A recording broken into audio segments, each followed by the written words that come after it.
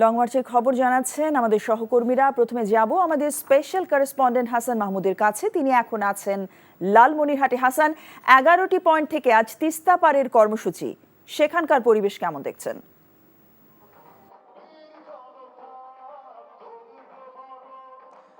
আমি আছি কাউনিয়া, অর্থাৎ তিস্তা পাড়ের মানুষের আজ থেকে টানা 48 ঘন্টা এই তিস্তা নদীর অববাহিকায় যে বালুচর পড়েছে, নদী শুকিয়ে যে মরু তৈরি হয়েছে, সেখানে তারা তাঁবু গেড়েছে, সেখানে তারা বসে থাকবে।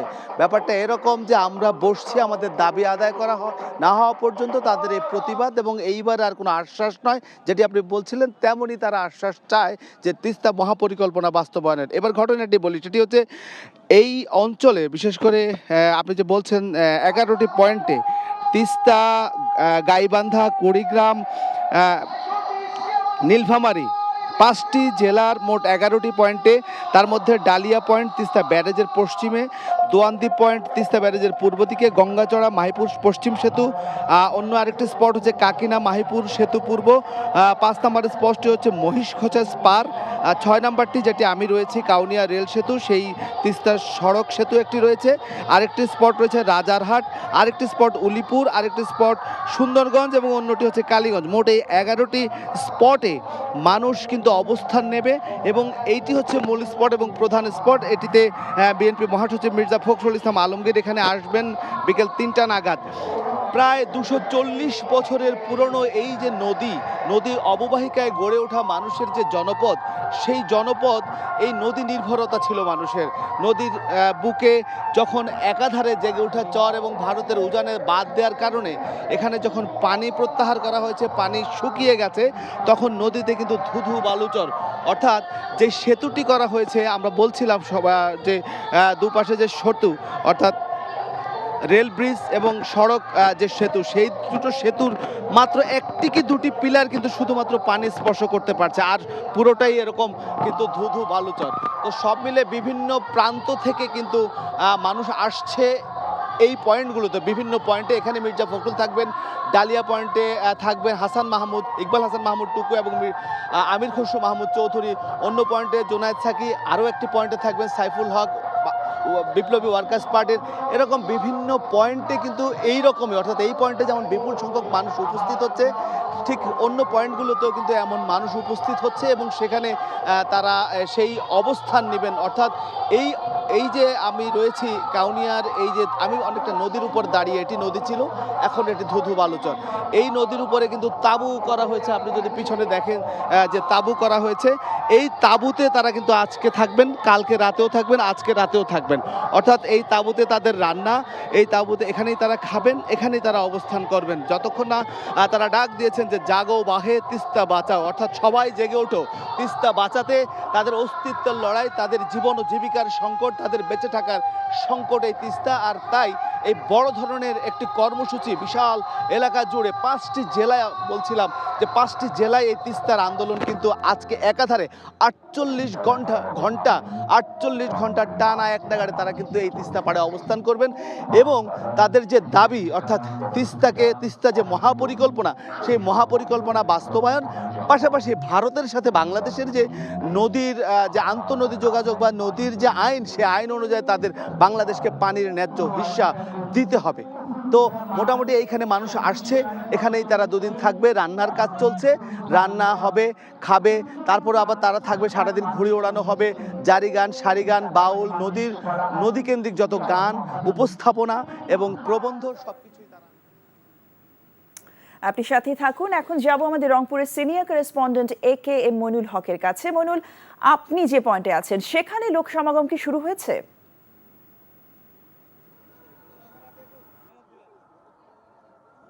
হ্যাঁ জসিন্তা, আমি এখন রয়েছি কাউনিয়া রেল ব্রিজ এই পয়েন্টে কিন্তু বেলা বাড়ার সঙ্গে সঙ্গে লোকজন আসছে। আমি যে এখন দাঁড়িয়ে আছি একদম রেল ব্রিজের এই পয়েন্ট, এটি রংপুরের কাউনিয়া উপজেলা। এখানে আপনি দেখতে পাচ্ছেন যে অনেক মানুষ এখানে অপেক্ষা করছেন। এনারা একটু আগে মিছিল নিয়ে এসেছেন এবং এনারা এখানে অবস্থান করছেন। পাশে একেবারেই নদীর কোল ঘেঁষে কিন্তু অনেক মানুষ, পিছনেও অনেক মানুষ রেল ব্রিজ ব্রিজ দিয়ে এই মুহূর্তে সাধারণ মানুষের চলাচলও বন্ধ করে দেয়া হয়েছে। আর এই নদীর এই কোল ঘেঁষে মানুষজন কিন্তু এখানে অবস্থান করছেন। তাদের অনেকের সঙ্গে আমি কথা বলেছি, তারা বলছে যে আমাদের যে প্রাণের দাবি আর কোনো আশ্বাস নয়, আমরা এবার তিস্তার এই মহাপরিকল্পনা বাস্তবায়ন দেখতে চাই। এখানে রাজনৈতিক নেতৃবৃন্দ, এখানে শিল্পপতি, এখানে ব্যবসায়ী, এখানে শিক্ষক, এখানে বিভিন্ন পেশার, এখানে নারীরাও এসেছেন। এখানে আমরা দেখছি যে অনেকে আসতে শুরু করেছেন। তারা রাতে যে এখানে অবস্থান করবেন, রাতের কাপড় চোপড় থেকে আরম্ভ করে তারা যে এখানে খাবেন, তাই সেই খাবার সামগ্রী পর্যন্ত নিয়ে আসছেন। এখানে রান্না হচ্ছে পাশেই। আমি এই মুহূর্তে যেহেতু একেবারেই তিস্তা নদীর এখানে পানি রয়েছে, পাশে একদম কোল ঘেঁষে সামান্য জায়গা, এখানে বাঁধ, অপেক্ষা স্লোগানটা গগন বিদারী চিৎকারে সেই স্লোগানটা দিচ্ছে, জাগো বাহে,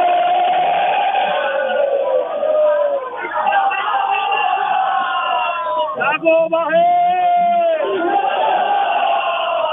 জাগো বাহে। আসলে তিস্তা পাড়ের মানুষ জেগে উঠেছে।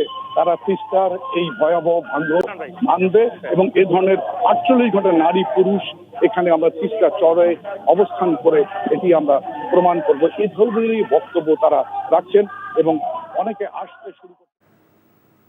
জানছিলেন তিস্তা অভিমুখী লং মার্চের খবর।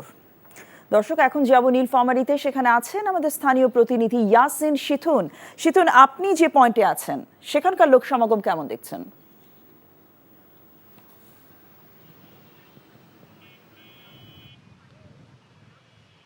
আমি নীলফামারীর ডালিয়া পয়েন্টে রয়েছি। এখানে মূলত দুপুর 2টার সময় আসল প্রোগ্রাম শুরু হওয়ার কথা থাকলেও এখন থেকে সকাল 10টা থেকেই কিন্তু আন্দোলনে যারা অংশগ্রহণ করবে তারা কিন্তু আসতে শুরু করেছে। তারা আসছে বিভিন্ন মিছিল নিয়ে, বিভিন্ন সাংস্কৃতিক অনুষ্ঠান, সাংস্কৃতিক কর্মীরা রয়েছে, তারা ঢোল, তবলা, হারমোনিয়াম সব বিভিন্ন তাদের ইনস্ট্রুমেন্ট নিয়ে আসছে। তারা আমাদের জানিয়েছে যে আর কোনো আশ্বাস না, এবার তা আশ্বাসে তারা কোনো আশ্বাস বিশ্বাসও করে না, তারা আশ্বাসের বাস্তবায়ন চায়। তারা বলছে ভারত একতরফাভাবে আন্তর্জাতিক আইন লঙ্ঘন করে পানি তারা প্রত্যাহার করে নিয়ে শুষ্ক মৌসুমে তারা পানি প্রত্যাহার করে বাংলাদেশকে মরুভূমিতে পরিণত করে, আর বর্ষাকালে তারা অতিরিক্ত পানি ছেড়ে দিয়ে বাংলাদেশের প্লাবিত করে। এটা যেন আর কোনো সময় করতে না পারে, এই জন্যই তারা আন্তর্জাতিকভাবে ভারতকে চাপে রাখার জন্যই মূলত আজকের তাদের এই কর্মসূচি। শুধু তাদের পানির ন্যায্য হিসেবে না, তারা তিস্তা মহাপরিকল্পনা বাস্তবায়ন চায়। আজকে প্রধান অতিথি হিসেবে বক্তব্য রাখবেন বিএনপির মহাসচিব মির্জা ফখরুল ইসলাম আলমগীর এবং বিএনপি নেতা শামসুজ্জামান দুদু। তারা এখানে এই আলোচনা ছাড়াও এখানে বিভিন্ন সাংস্কৃতিক অনুষ্ঠান, ঐতিহ্যবাহী এই যে খেলাগুলো রয়েছে, গ্রামীণ খেলাগুলো, সেই গ্রামীণ খেলাগুলো এখানে হবে। রাত্রে মশাল মিছিল হবে এবং রাত্রে থাকার ব্যবস্থা করা হয়েছে। এখানে থাকার জন্য এখানে হাজার হাজার তাঁবু করা হয়েছে যাতে আন্দোলনকারীরা রাত্রে এখানে থাকতে পারে। এই তিস্তা মহাপরিকল্পনা এবং তিস্তার নদীর পানির ন্যায্য ইচ্ছা দাবির আন্দোলন এখানে 48 ঘন্টা ব্যাপী থাকবে। 11টি পয়েন্টে মূলত এই আন্দোলন চলবে। এবার যেন তিস্তার ন্যায্য ইচ্ছা এই এলাকার মানুষ পায়, এর জন্যই 48 ঘন্টার লাগাতার কর্মসূচি। এই ছিল আমার কাছ থেকে নীলফামারীর থেকে সর্বশেষ তথ্য। নীলফামারী থেকে জানছিলাম লং মার্চের খবর।